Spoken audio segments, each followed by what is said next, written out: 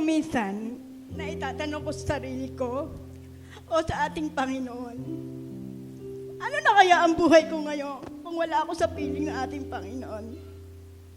Maring ang iba sa inyo hindi nakakakilala sa buhay ko noon. Isa po akong drug addict at pusher po ako noong araw. Magulo rin po at magulat po no ang aming pagsasama ng aking asawa.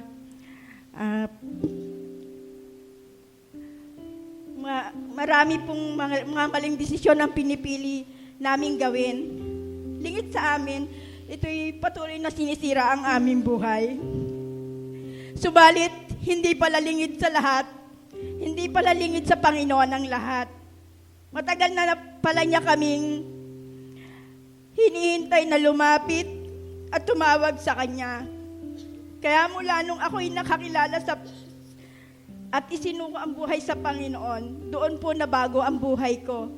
Simula nung umaatin ako dito sa RLCT at nakakarinig ng salita ng Diyos, doon na po ako tuluyang nabago at naalis sa akin ng kapangyarihan ng Panginoon ang lahat ng aking bisyo, shabu, alak, at sigarilyo.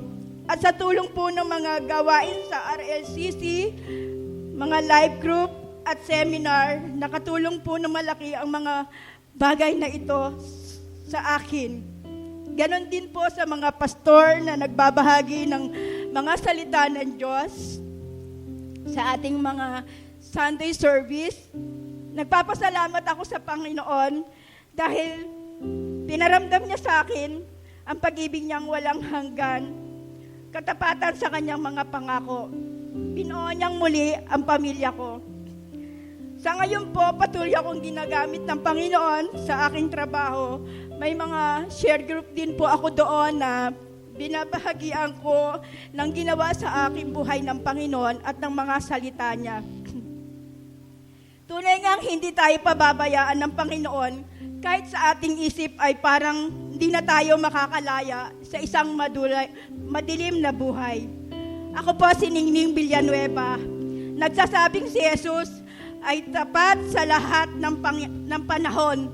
Dakila ang kanyang katapatan noon, ngayon at magpakailanman. Salamat.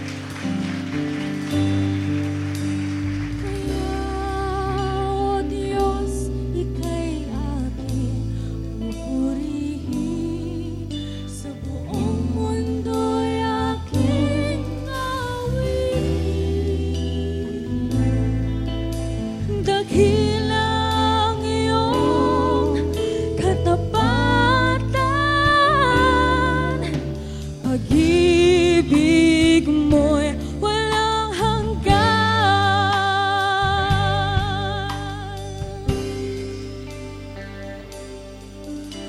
Dakila ka, O Diyos, tapat kang ang tunay. Magmula pa sa ugat ng aming langit, mundo'y magunaw man, maasahan kang lagi, maging hanggang wakas nitong buhay.